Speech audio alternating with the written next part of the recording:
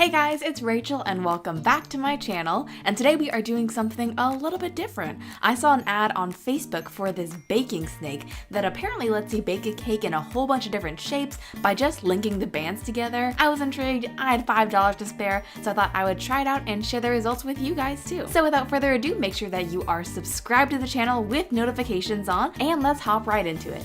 To start off, I thought I would show you guys my favorite recipe for yellow cake. You're going to need 3 cups of flour, then add in a tablespoon of baking powder, and a little pinch of salt, about a quarter teaspoon or so. And then just grab yourself a whisk and mix that all through.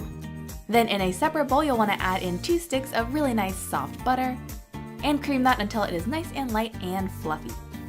Once you've got that looking good, just throw in 2 cups of sugar, and continue mixing.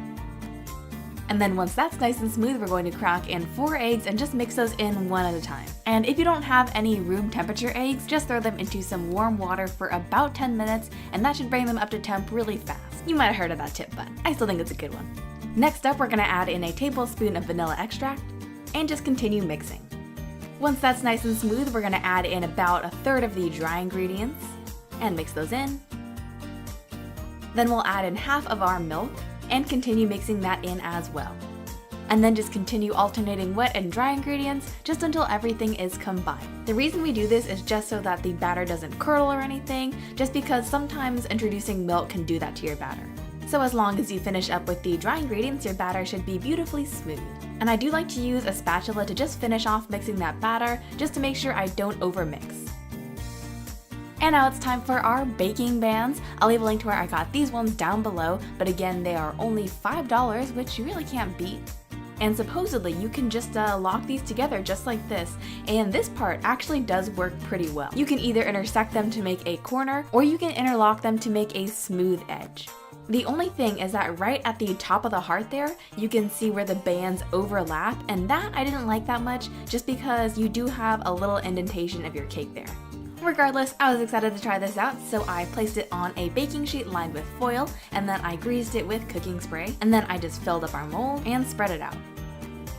At this point, I noticed that it started to expand a little bit from the weight of the batter, so I tried to kind of reshape it a little bit, but then after kind of poking it around for like 10 minutes, it was pretty clear that it wasn't going to stay like that, so I figured I could just carve it afterwards if I wanted to. And then I baked it off at 350 for about 40 to 45 minutes.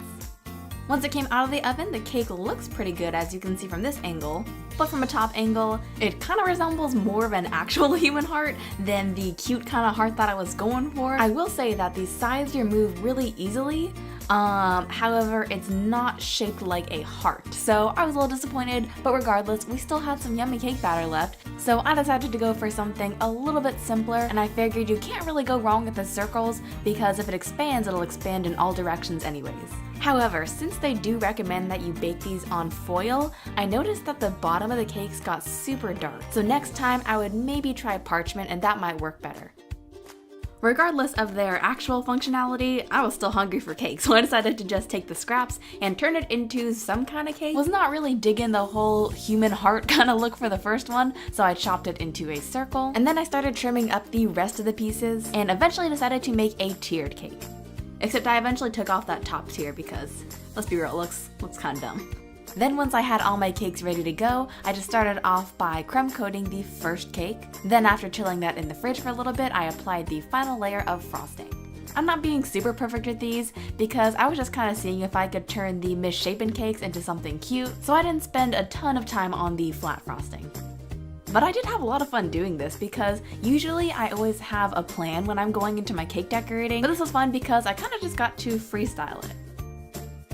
And then to cover up that gap, I decided to grab some pink frosting and just pipe on a shell border.